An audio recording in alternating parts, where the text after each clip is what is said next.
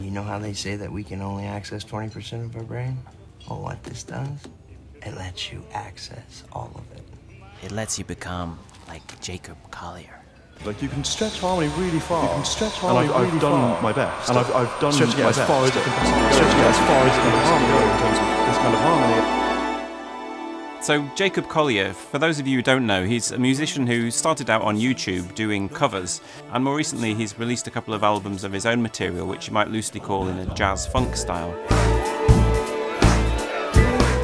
And I have to say, I've been constantly amazed, impressed and inspired, not just by his incredible musicianship, but by the sort of humility and modesty with which he carries his talent. And he seems to have a voracious appetite for music, wherever it comes from, whether it's Herbie Hancock, Moroccan percussion, or even, as this clip shows, 20th century opera. Really, really crucially for me, there was an opera by a man named Benjamin Britten. He's written some of the most amazing classical music ever, and there's this one opera he wrote called The Tone of the Screw. The harmony in it is insane. Like, there's this 12-tone row, and it goes like...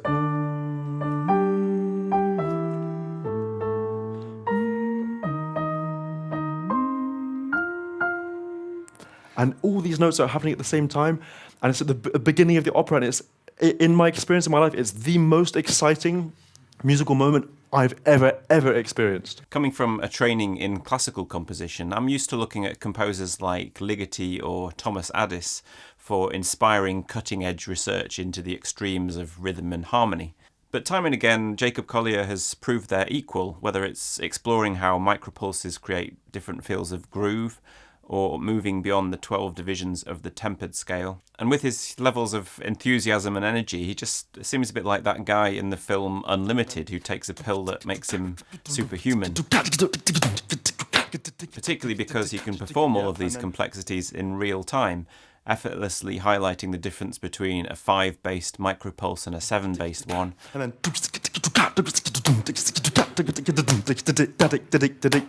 Or talking about the warmth he feels from an A tuned to 440 compared to one tuned to 432. The beginning of Hideaway.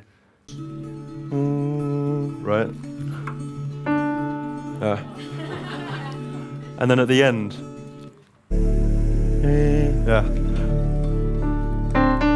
Very good, yeah? So, because A432 is indoors, you know, and A440 is outdoors. So it's like you start inside, and then you lift. And I think it's his ability to not only hear, but also sing accurately microtonal intervals, which is one of the most astounding talents he has.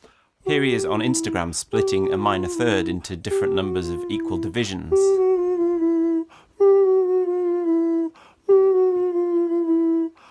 I don't think in all my years at music college or in the wider music world I've ever come across someone who could distinguish and recreate microtones to that degree.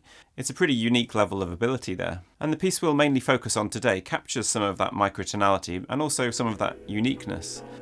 It's an arrangement of the Christmas carol In the Bleak Midwinter, where at one point he manages to modulate from E major to G half sharp major, halfway between G and G sharp. What can I give you? I mean, how many pieces can you think of that change temperament during the piece?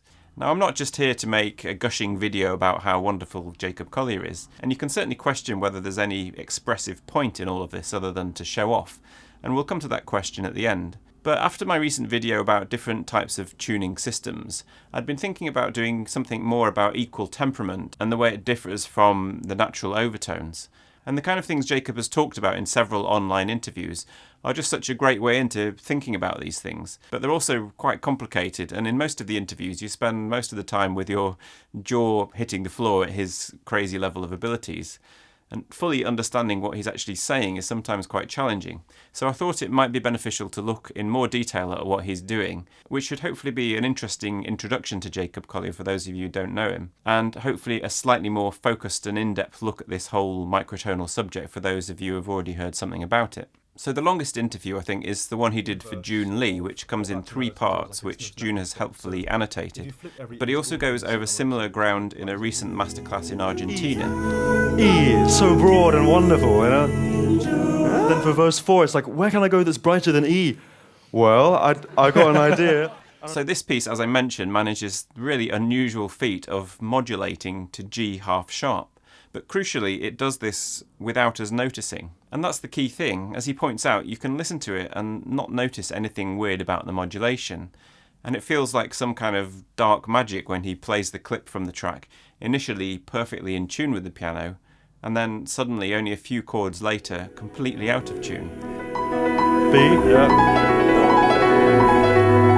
4 magical chords.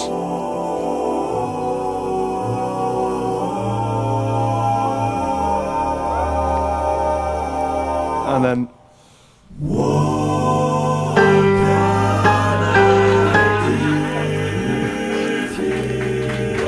that's thank you.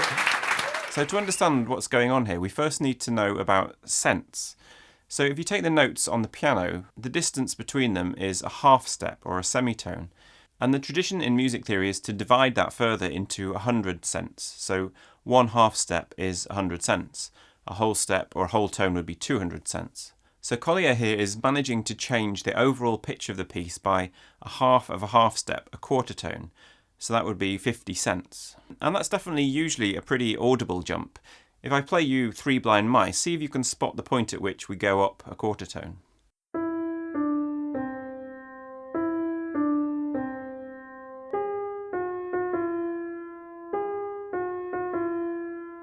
So reasonably easy to hear, I think. In fact, from reading up about it, the generally accepted limit of human perception is around 5 cents. So now here's the same tune, but this time with only a 5-cent change.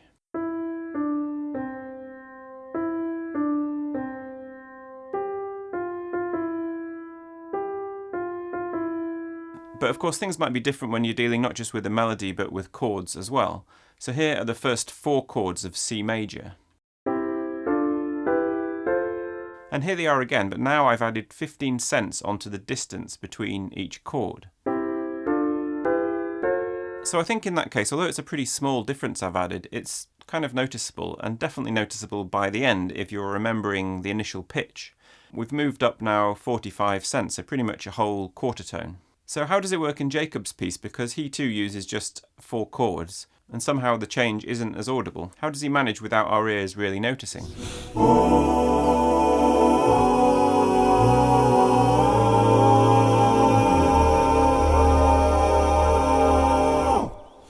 Well, this is where it gets really clever. To understand it, we have to understand the way a major chord that you play on the piano differs from the major chord that you find when you look at the harmonics or the overtones of a note. I talked about this briefly in a previous video on chords, but when you play any note, you don't just hear the note itself, but as part of the physics of how sound waves resonate and vibrate.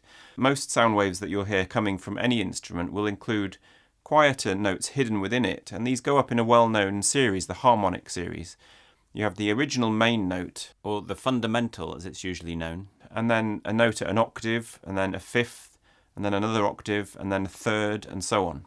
So you can see the first few harmonics already spell out a major chord. So as you carry on up the series, the harmonics get closer and closer together. So the higher ones, although they're extremely quiet, are much more chromatic. If I play a note on the piano into a frequency analyzer, you can see all those extra notes here getting quieter and quieter, but also getting closer and closer together. This analyzer actually shows the pitches that are sounding, so the grid represents the 12 notes of the piano, of the equal tempered scale as it's known. And here for the note C, you'll see here's the bottom C, the main note, but within that sound there's the C an octave higher, a G an octave higher, and so on. If I turn up the volume on one of these harmonics, you can hear it more prominently. Try focusing in on this pitch.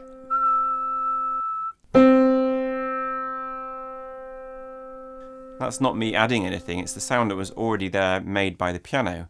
I've just turned that part of it up a little bit. So all of those harmonics sit within the sound of a single note. And the varying intensity of each of the harmonics is what gives an instrument its particular sound, or timbre. If you look again, you'll see our original C, G, and the C above.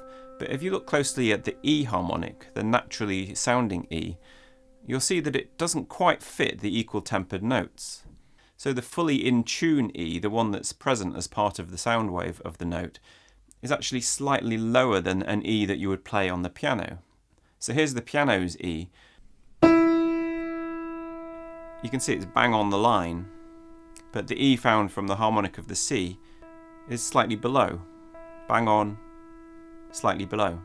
In terms of those cents, this is actually 14 or so cents lower, 14/100ths of a semitone.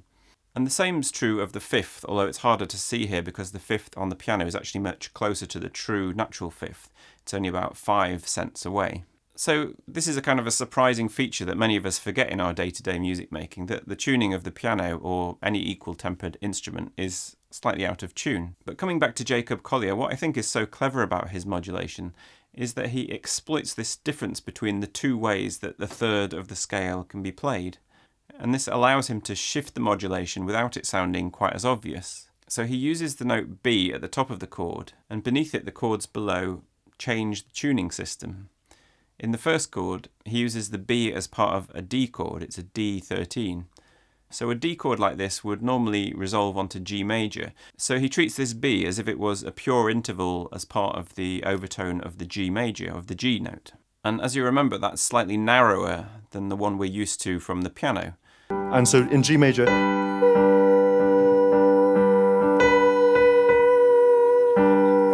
yeah. So what this allows him to do is to bring the whole chord underneath the B up slightly, up by that difference of 14 cents. So it doesn't sound out of tune. As we saw, it's actually more in tune than it normally would be, but the entire chord underneath has shifted up 14 cents. So from one chord change, we've already come almost a third of the way to our goal of a 50 cents for a full quarter tone. The third chord of the series is a kind of A minor ninth. So if you stack 2/5ths on top of one another from the root A, you get another kind of B.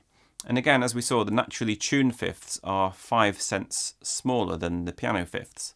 So two of them makes a total of 10 cents. So again, the chord underneath can move up by 10 cents without that B sounding out of tune. And so you can see how, with this kind of remarkably cunning and technically brilliant maneuver, he manages in such a short space of time to make something that doesn't noticeably sound out of tune at any point, and yet, shockingly, as he shows in the clip, goes from being in tune with the piano to being horribly out of tune with it.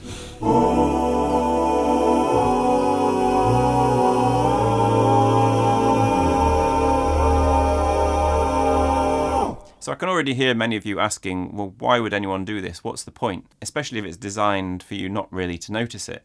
I think there's no doubt a large part of it was just for the sheer fun of the challenge, and I'm totally down with that. Jacob Collier's talked in several places about how he thinks of chords in terms of darkness and lightness. So for him, more flats would feel darker and more sharps in a chord would feel lighter.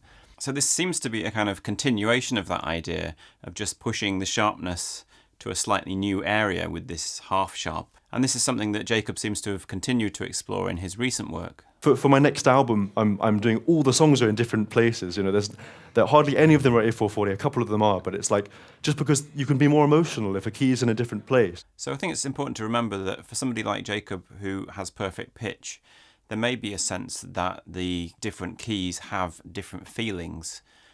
Because he can identify them. But for most of us, apart from the fact that instruments resonate in certain keys, there isn't anything fundamental you could point to about each individual key which would make it brighter or darker. But it's clear that for Jacob these are expressive tools that he's adding to his repertoire, and he's clearly just enjoying using them. To be honest, I don't really mind. I just find it quite exciting and inspiring that somebody is able to expand the whole vocabulary of music in this way, which perhaps has never been done before. The only thing I find slightly annoying is that he's 24.